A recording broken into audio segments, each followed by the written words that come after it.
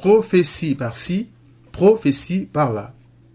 Comme c'est le cas chaque année, nos prophètes, que l'Éternel n'a pas envoyés, se mettront bientôt, si ce n'est déjà fait, à prophétiser, entre guillemets, un avenir prospère et une année 2023 pleine d'argent et de bonheur. Ils nous demanderont de faire des jeûnes secs et des dons pour que ces prophéties se réalisent. Beaucoup d'entre nous croiront en ces choses et débuteront l'année avec beaucoup d'espoir, mais un espoir fondé non pas sur Christ, le roc, mais sur le sable de leurs propres œuvres et sur de fausses prophéties. Je m'explique. Les faux prophètes du temps du vrai prophète Ézéchiel disaient au peuple que tout allait bien se passer et qu'il n'y avait rien à craindre, alors que l'Éternel disait à ce même peuple de se repentir et d'abandonner ses idoles et ses péchés afin d'échapper au jugement qui allait s'abattre sur lui.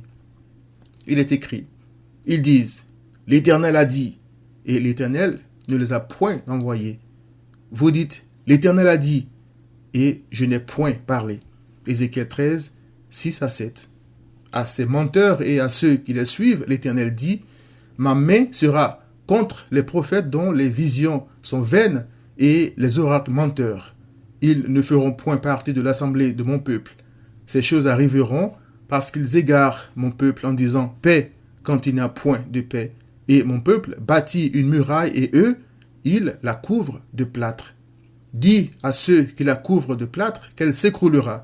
Une pluie violente surviendra et vous, pierres de grêle, vous tomberez. Ézéchiel 13, 9 à 11. Deux mots me frappent dans ce texte. Muraille et plâtre. Premièrement, la muraille ou le mur symbolise ici la protection que l'Éternel bâtit autour de son peuple sur la base de la vérité. À cause de l'idolâtrie de ce peuple, cette protection ou ce mur est fissuré et va s'écrouler. Au lieu de se repentir, le peuple continue de se faire des illusions et à se bâtir une fausse assurance sur le mensonge des faux prophètes. À ces faux prophètes, l'Éternel dit, vous n'êtes pas montés devant les brèches, vous n'avez pas entouré d'un mur la maison d'Israël pour demeurer ferme dans le combat au jour de l'Éternel. Ézéchiel 13, verset 5. C'est-à-dire qu'au lieu de dénoncer les péchés qui exposaient le peuple à la colère de Dieu et l'avertir des conséquences de ces péchés, ces faux prophètes prêchaient la paix et la prospérité. Ézéchiel 13, verset 10. N'est-ce pas le cas aujourd'hui? Deuxièmement, le plâtre.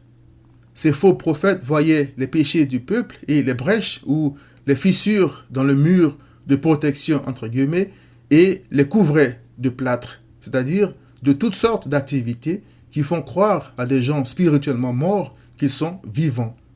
Or, le plâtre ne tolère pas la pluie. C'est pourquoi l'Éternel dit, une pluie violente surviendra, et voici, la muraille s'écroule. Ne vous dira-t-on pas, où est le plâtre dont vous l'avez couverte? Ézéchiel 13, 11 à 12. Si nous vivons dans le péché, le plâtre des belles prophéties et de nos multiples activités dans l'Église ne nous aidera pas en 2023. Qui a protégé ce peuple dans le désert? D'où venait l'eau qui les a abreuvés dans le désert? Il est écrit, ils buvaient à un rocher spirituel qui les suivait et ce rocher était Christ. 1 Corinthiens 10, verset 4. Il n'y aura jamais, ni en 2023, ni au-delà, une autre fondation sur laquelle le pécheur puisse bâtir une vraie joie et un espoir vrai. Il est écrit, car personne ne peut poser un autre fondement que celui qui a été posé, savoir Jésus-Christ. 1 Corinthiens 3, verset 11. À nos faux prophètes, Christ dira un jour, « Je ne vous ai jamais connu. Retirez-vous de moi, vous qui commettez l'iniquité. » Matthieu 7, 23. Sache donc, cher ami, que bâtir 2023 sur de fausses prophéties et sur tes propres œuvres, c'est bâtir sur du sable. Ne suis pas la multitude qui court après les miracles et les prophéties. Fonde tes espoirs sur Christ, le rocher. Matthieu 7, 24, en renonçant à tes péchés et en mettant ta foi en lui.